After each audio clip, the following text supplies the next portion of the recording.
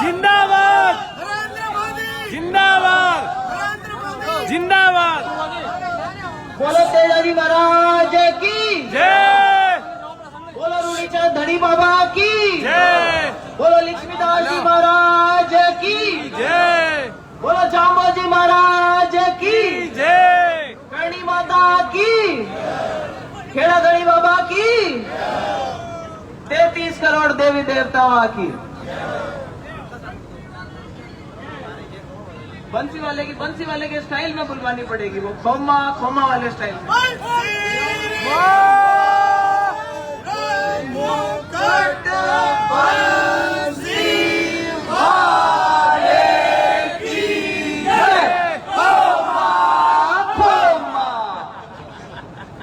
देखो बीजेपी में आने के बाद जो सबसे ज्यादा मजा आया ना इस खोमा खोमा का है यार। माने आप बार कहीं थोड़ी सीख नहीं पड़ी पूरी तरह याद को नहीं वास्ते में बंसी जी की आपा कौन बोलाई थे। मैं आज मंच पर उपस्थित हमारे पूर्व में सांसद रहे, केंद्र में मंत्री रहे, परम आदरणीय सीआर साहब की जो इस मंच पर उपस्थित हैं, मैं लोगों को यहाँ बताना चाहूंगी कि हमारी चर्चाएं चल रही थी अभी जब टिकटों की बात चल रही थी, और पार्टी का बड़ा मन था कि सीआर साहब नागौर जिले में कहीं ना कहीं से किसी ना किसी विधानसभा सीट से चुनाव लड़े। तो हमारी जब चर्चा चली ऊपर तो उन्होंने बोला कि थोड़ी सी दिक्कत है। मैंने कहा साहब क्या दिक्कत है? बोले उन्होंने खुद नहीं बता दिया कि मैं 75 साल और 4 महीने ऊपर हूं। तो वो 4 महीने की वजह से आज विधानसभा के तो प्रत्याशी नहीं बने नागौर जिले में, लेकिन मेरे को मालूम नहीं सीआर साहब यहाँ बैठे इतने लोगों के सामने बोलनी चाहिए कि नहीं बोलनी चाहिए। सीआर साहब मुझे वहां पे बड़ा अच्छा एक उन्होंने बोला कि उनके लिए हमने बहुत बड़ी चीज सोच रखी है, आप कहाँ विधायक में उनको फंसाना चाह रहे हो। तो मुझे पूरा विश्वास है कि पार्टी ने कुछ अच्छा सोच रखा है आपके लिए। मंच पर ही उपस्थित हमारे परम आदरणीय हम सबके सीनियर नागौर से आपके वर्तमान में विधायक मोहनराम जी चौधरी साहब, उपस्थित यहाँ पे नागौर के जिला प्रमुख भागीरथ जी चौधरी जी, हमारी पार्टी के जिला अध्यक्ष रामनिवासी साखला साहब, रामचंद्र जी उत्तर जी, हमारे यहाँ बीच में पधारे हुए जीएस शर्मा जी जो हरियाणा से आए और हमारे प्रवासी प्रभारी हैं यहाँ पर, रमाकांत जी शर्मा जी, लक्ष्मी नारायण जी मुंडेर जी, भोजराज जी सारस्वत जी, जायल से अभी हाल ही में भारतीय जनता पार्टी का कैंडिडेट बनी और कल जिन्होंने अपना नामांकन दाखिल करा, मंजू बागमार जी, खीवसर में जैसा कि बोला सबने हॉट सीट पर बिल्कुल बढ़िया साफा धोती और कलफ वाला कुर्ता पहन करके जो हमारे प्रत्याशी घोषित हुए कल, रेवत राम जी डांगा जी, जिन्होंने अभी बहुत ही अपना प्यारा उद्बोधन दिया। मेरे छोटे भाई जगदीश जी बिटिया सर जी जो कहते हैं कि भाई मैं तो बहुत भुगत के आया हूँ, मंच के साइड में खड़ा होकर के मुंह पिया खा करके टाइम पास करा था रालोपा में। अपने बीच में एक और भी जने हैं जिन्होंने अपना उद्बोधन दिया और बहुत ही जोरदार तरीके से जिन्होंने अपनी बात रखी, महिपाल जी महिला जी जो फतेहपुर से आए हैं। आप राष्ट्रीय लोकतांत्रिक पार्टी के स्टेट लेवल के प्रवक्ता थे, बहुत अच्छा भाषण देते थे, लेकिन धीरे धीरे इनको भी समझ में आया कि भाई मैं इतना ही बोल सकता हूँ इनके बारे में, असली कथनी करने में बहुत फर्क है। तो इनका भी मोह भंग हुआ रालोपा से और इन्होंने भी भारतीय जनता पार्टी का दामन थामा। मंच पर ही उपस्थित जिन्होंने जिस दिन से मुझे टिकट मिला उस दिन से मेरे पे आशीर्वाद रखा, आदरणीय कृपाराम जी देवड़ा जी, अजीत सिंह जी भाटी साहब, जीवनमल जी भाटी जी, हमारे साथ मेरे छोटे भाई नवीन जी मंडा जी, युवा शक्ति के रूप में हमारे साथ हमेशा चलते रहे भाई अरविंद जी जाजड़ा जी, मनीष जी काला जी, हमारे बीच में अलाय के सरपंच हजारी जी, लक्ष्मण जी डेलू जी, साथ में जो खुद भी टिकट की दावेदारी रख रही थी हमारी बहन पुष्पा जी बागड़िया जी, सिनोद से सरपंच रह चुके राजा राम जी, और समस्त जनता पार्टी के पदाधिकारीगण।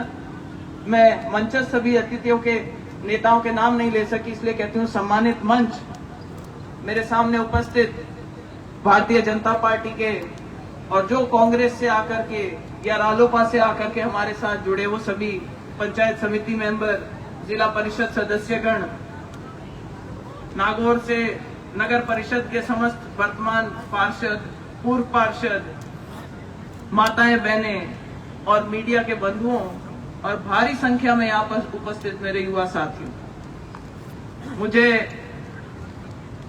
बहुत खुशी है आज कि मेरी इस नामांकन रैली में मुझे कई चेहरे ऐसे दिखाई दे रहे हैं जो सिर्फ नागौर या नागौर ग्रामीण के नहीं, जो लाडलू से भी आए हैं, जो डीडवाना से आ रखे हैं, जो नावा से आए हुए हैं, लगभग जायल से बहुत लोग पधारे हैं। मैं आपको बताना चाहती हूं कि जब मेरा टिकट की घोषणा हुई थी, उसके आज के लगभग 13-14 दिन हो गए उस बात को। विजयदशमी के दिन हम पहली बार नागौर में प्रवेश जब किया तो भाटी चौराहे पे, जहां से नागौर की सीमा शुरू होती है, वहां से स्वागत करने के लिए लोग आगे आतुर थे। आगे आए तो कुचामन में भव्य स्वागत हुआ, संघ संचालन चल रहा था, वहां पे हमने उस कार्यक्रम में भी भाग लिया।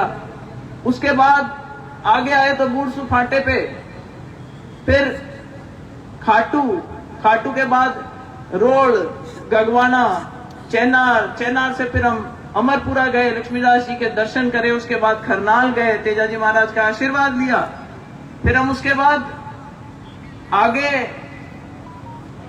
टांकला के अंदर किशनदास जी महाराज के गए, इनाना में रात को खेड़ाधनी बाबा के दर्शन करे, बंसीवाला लास्ट में जाकर के हमने उस दिन का अपना कार्यक्रम समाप्त करा। और साथियों, जो जोश पूरे जिले में देखने को मिला, तो मुझे एक बार को तो विश्वास ही नहीं हुआ कि मुझे लोकसभा का चुनाव लड़वा रहे हैं या विधानसभा का। इतना प्रेम, इतना मान सम्मान जो नागौर की जनता ने हमेशा हमारे परिवार को दिया है, जिसकी वजह से एक पहचान बनी मिर्जाओं की। कोई नहीं जानता गांव में बैठे हुए मिर्जा कौन थे अगर आप लोगों ने उनका साथ नहीं दिया होता। और अगर एक नागौर की पहचान बनी पूरी दुनिया में, तो वो इसलिए था क्योंकि आप अपने नेताओं के पीछे खड़े रहे और आपके उन नेताओं ने आपके जो मुद्दे थे उनको उठाया, चाहे वो किसानों का मुद्दा हो, जमीन से जुड़ा हुआ कोई भी मुद्दा हो। 4 पुश्तें आप लोगों के बीच में राजनीति करती आई हैं और आज कोई एक काली टीकी नहीं लगा सकता, कोई बेईमाना का कोई दाग नहीं लगा सकता। लोग अब पीछे कौन से पड़े हुए हैं? जो ये नहीं चाहते कि साफ सुथरी अच्छी राजनीति जिले में हो। 2014 में जब मैंने चुनाव लड़ा तो लोगों ने स्कीम लड़ाई कि ऐसा नहीं हो जाए कि ज्योति मिर्जा जीत जाए। आप लोगों का बहुत आशीर्वाद था मुझ पे उस समय। तो हमारे ही मुख्यमंत्री जी जो हमारे खिलाफ थे, उन्होंने हनुमान बेनीवाल जी को निर्दलीय खड़ा किया। वो खुद चुनाव नहीं जीते, उनकी जमानत जब्त हुई, लेकिन वो हमें भी चुनाव हरा बैठे। कोई बात नहीं, मोदी जी की लहर थी और बहुत ही एक अच्छे इंसान को आपने चुन करके यहां से लोकसभा में भेजा।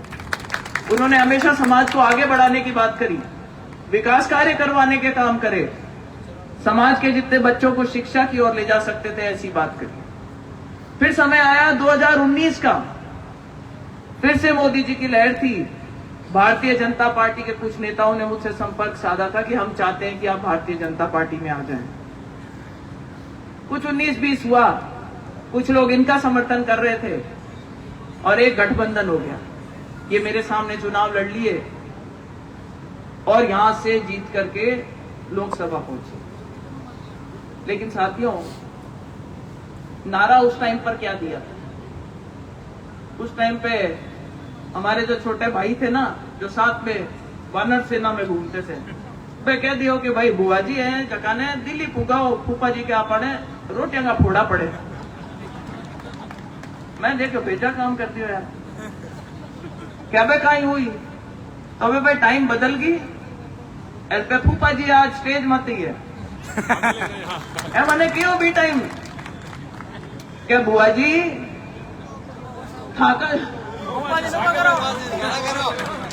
तो वही नरेंद्र जी भी आज यही आश्वासन देने आए हैं। मेरे सासू जी भी, परिवार के और भी लोग बैठे हैं, सबने जिद करके मंच पे बुला लिया। ये आना नहीं चाहते थे मंच पे, पर इन्होंने भी कहा कि भाई ऐसा है, मैं तो एक टाइम खाना खाता हूं, कोई भी फल के पौधे देगा, पर ये तेरे नागौर से जाए बाद जो ये तेरे भतीजे है ना, किसी को नशे की लत पड़ गई और किसी के कानूनी पीछे कार्रवाइयां हो रही है, तू जाकर के इनको एक बार फिर से संभाल। भारतीय जनता पार्टी की तरफ से न्योता आया, मैंने भारतीय जनता पार्टी ज्वाइन करी और आज आप लोगों को एक बार इस मंच से विश्वास दिलाना चाहती हूं कि देखो, जिम्मेवारी हर आदमी महसूस करता है। मुझ पे बहुत भार है इस चीज का कि आपने जो परिवार को हमेशा समर्थन दिया। मेरे भी भगवान की दया से एक बेटा है, 12वीं में पढ़ रहा है, पढ़ाई में ठीक ठाक है, फुटबॉल ज्यादा अच्छी खेलता है। पूरा विश्वास है मुझे कि उसका भी कहीं ना कहीं एडमिशन हो जाएगा और इस साल वो भी चला जाएगा। तो बुआ जी बिल्कुल फ्री है भतीजों को ठीक करने के लिए।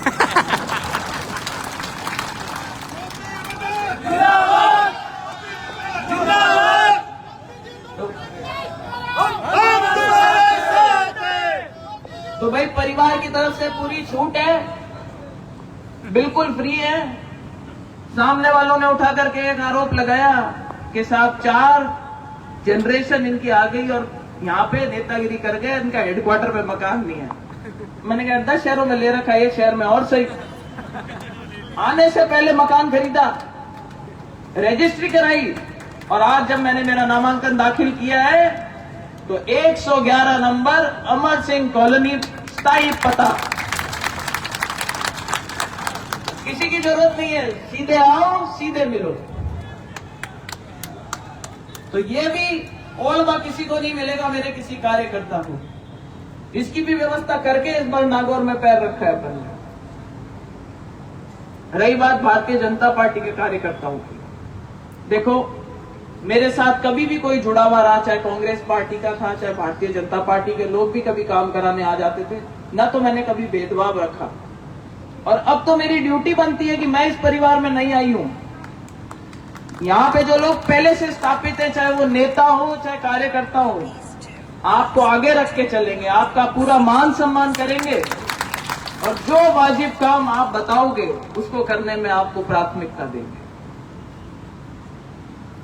भाई हम भी आए हैं, कांग्रेस से आए हैं, तो कहवे नहीं कि गुड़ की बेड़ी पड़े जना की रेत ले रही उठे, तो मैं भी आया जना की ले रही आया भी कोई नतीजो है कि आप देखो इतनी बड़ी तादाद में, इतनी बड़ी संख्या में आप लोग सब विराजमान हो।